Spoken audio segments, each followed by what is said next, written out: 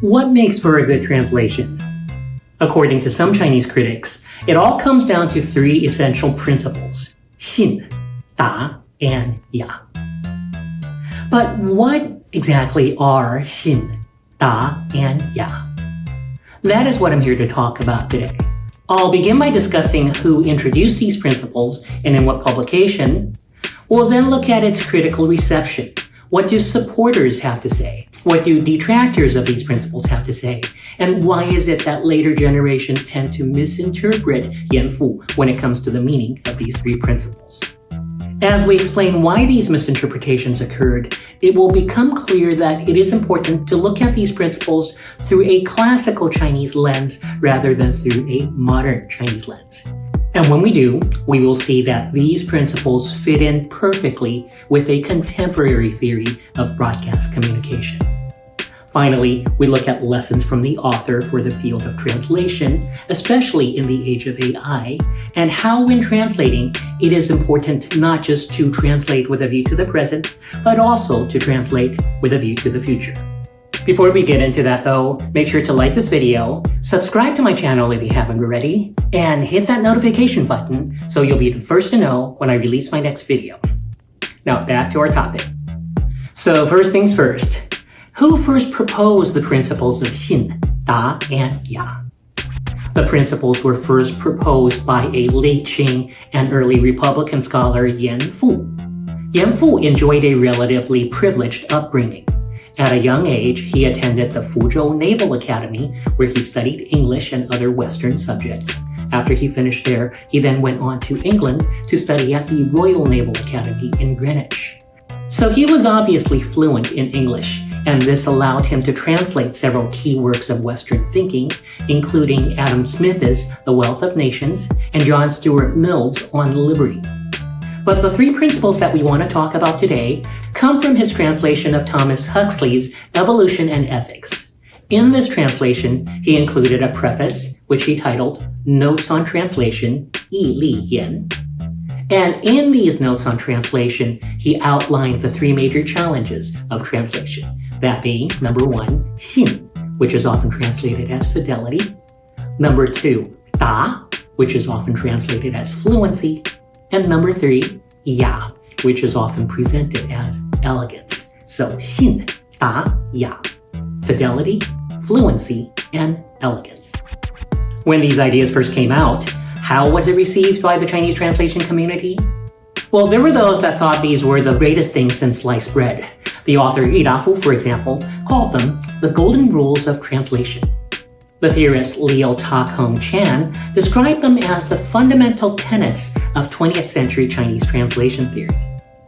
But there were also those who weren't that happy with them. A major criticism is that YEN FUH failed to define what xin, da, and ya actually meant. The Hong Kong scholar Yu Kit Chung writes that YEN FUH did not offer any definitions of the trio. He only provided three Confucian quotations in justification of his argument. The theorist Liu Chan further explained that because the terms were left undefined, there are as many interpretations of these principles as there are theorists who talk about them. If you look at this table here, you'll see that, for example, da can be interpreted as either fluency or comprehensibility, which are very different. And then ya can be defined as elegance, or sometimes literary value, or sometimes artistic value. So these terms, it seems, can be whatever you want them to be. Another criticism, which I leveled in an article back in 2002, was that we need to know whether these principles are necessary and sufficient.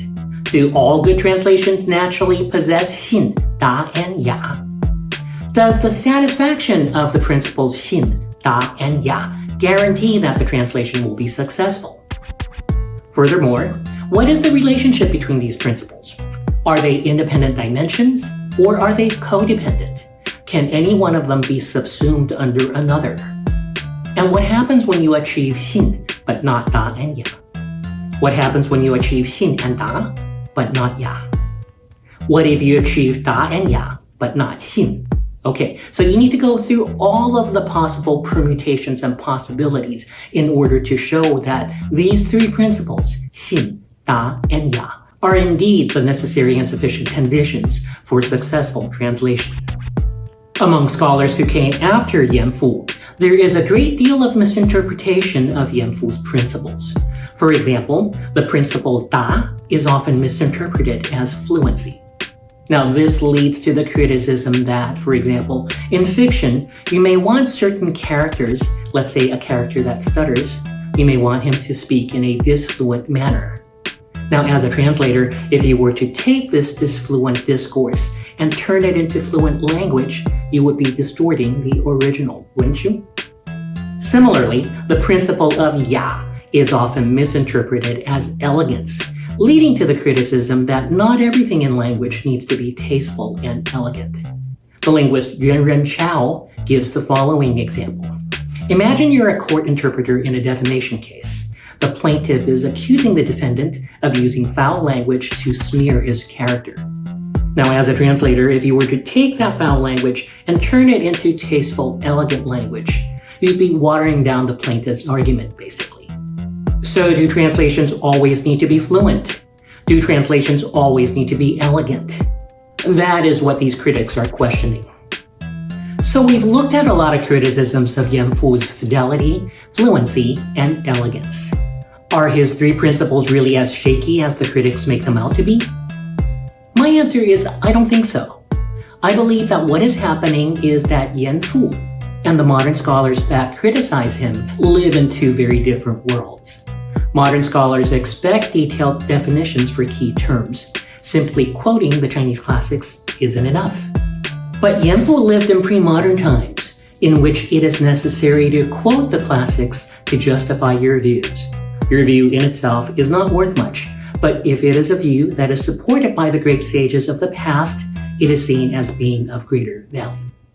So in order to understand YEN FUH, it is necessary to take a more careful look at his classical quotations, because the definitions that modern scholars find lacking are actually to be found in those Confucian quotations that many critics find irrelevant. Let's begin with the principle of XIN. How does YEN FUH define XIN? YEN FUH quotes from the I Ching, also known as the Book of Changes, which says, 修辞立成. The key word here is 成. In other words, YEN FUH believes that xin means the same thing as 成.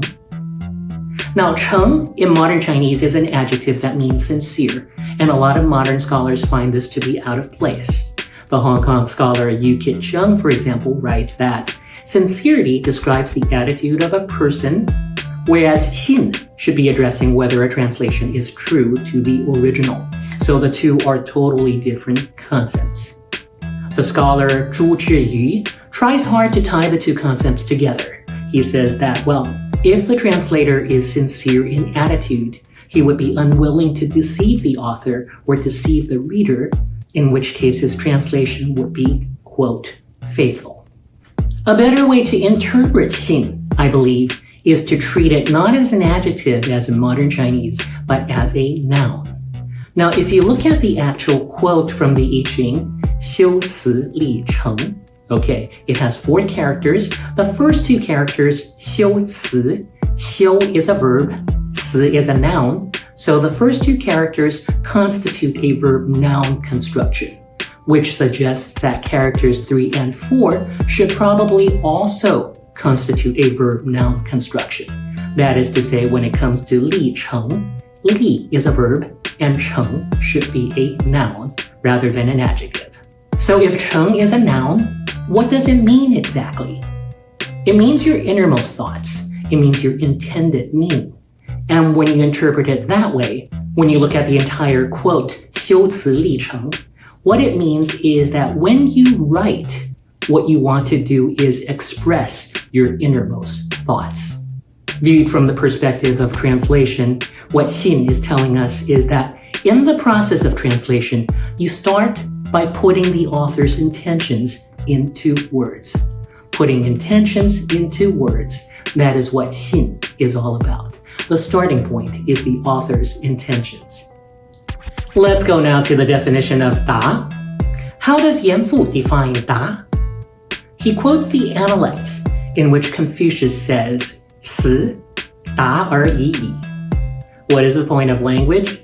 It is to achieve 达. So what exactly is 达 in this context? There are two ways that 达 is traditionally interpreted in this passage. The first is as fluency or clarity of expression, 流利通达. This is to view 达 from the perspective of stylistics and organization. The other interpretation is to treat 达 as getting across to the reader. Okay, 传达信息. This is to view 达 from the perspective of transmission of the message. Interestingly, Chinese annotations of the analects often adopt the fluency interpretation. So for example, Li Ling, in his 2007 annotation of the analects, explains that 达 is about how you express yourself, making sure you do so in a clear manner. Wu Hongyi, in his 2017 edition of the analects, translates the passage as, whether speaking or writing, make sure the language is clear and fluent. Now contrast that with English translations of the analects, which often adopt the transmission reading. Ames and Rosemont, in their philosophical translation of the analects, for example, translate the same passage as, when expressing yourself, it is simply a matter of getting the point across. Brooks and Brooks, in their book The Original Analects, write, words should reach their goal. If you look at usages in contemporaneous literature, they tend to favor the transmission reading.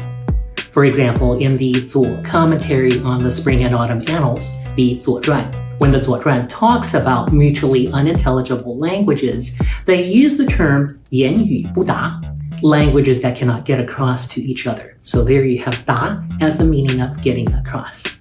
When you look at Buddhist literature, you often see the expression 达彼岸, to reach the other shore. So 达 is to reach. So it makes more sense here to view 达 as to reach a target, to reach a goal. And in the case of translation, what that means is to reach your audience. Okay, now speaking of reaching a goal, if you look at this concept from a cognitive semantics framework, what happens is a conceptual schema of source, path, goal is immediately triggered. Apply that to translation studies, and what we get is that the source is the author or the source text.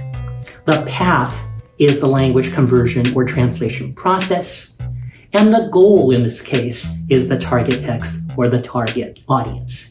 So 达 is all about how to reach your target audience. Let's now look at the third principle, 雅. How does YEN FUH define 雅?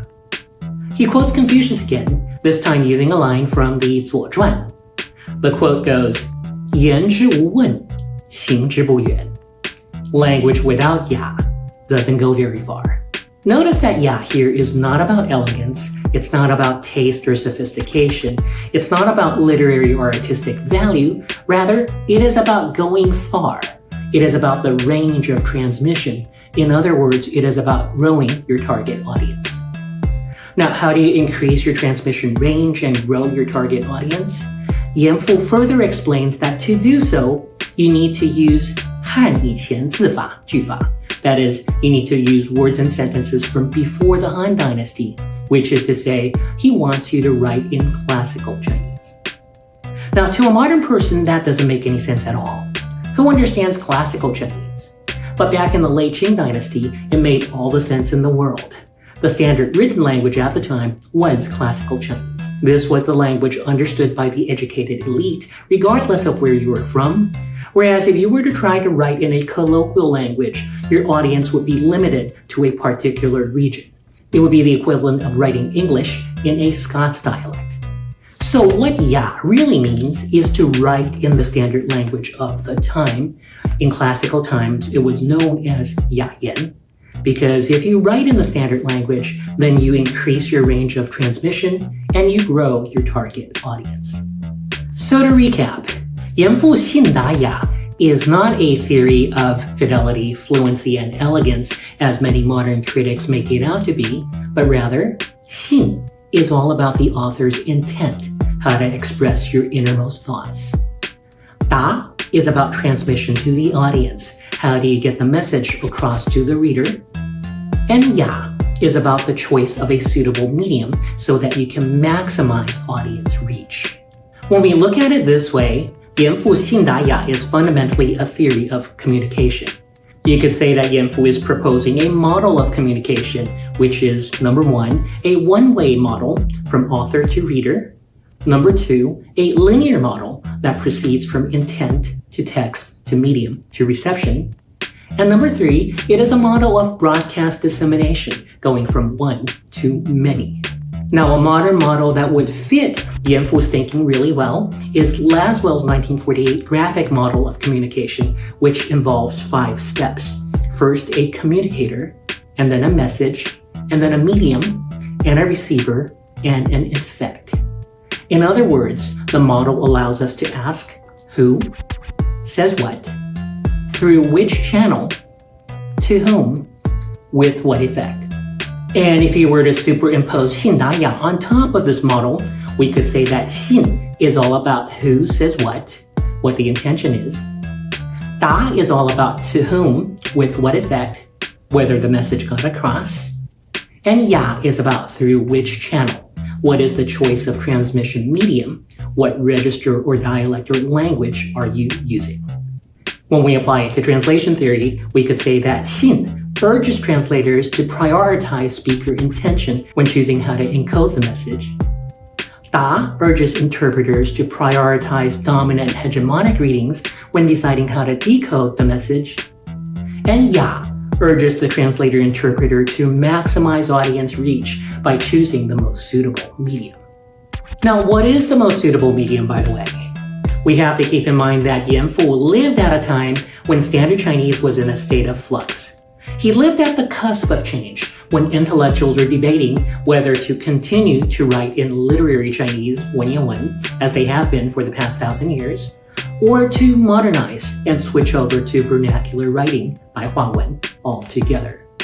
Now, Western Bible translators at the time hedged their bets. They produced some Bible translations in literary Chinese, the Wenli editions, but they also translated the Bible into vernacular Baihua, into various dialects such as Nanjing Mandarin and Beijing Mandarin. YEN FUH, on the other hand, did not hedge his bets. He made the wrong bet, you could say. He bet all his chips on literary Chinese. He made that clear in the principle of Ya, where he called for using language from before the Han. Not only that, he wrote his entire treatise in literary Chinese and followed the classical Chinese convention of justifying his views using classical quotes instead of scientific definitions, leaving modern readers baffled. So we should take YEN FUH's choice as a cautionary tale. What it tells us is that when we translate, we cannot just translate with a view to the present, we also need to be translating with a view to the future. In this day and age, we should be asking, will our work still be relevant in 20 years' time? What about 50 years or 100 years? What new trends and developments, such as AI for example, would force us to do the work differently? We should also think about future-proofing our work. What features of our translation, for example, tend to date it? What features of our translation might make it unpalatable to future readers? That, I think, is the lesson we should be taking from YEN FUH. Well, I hope you enjoyed that. Remember to like this video if you did, and subscribe to my channel if you haven't already. I'll see you next time.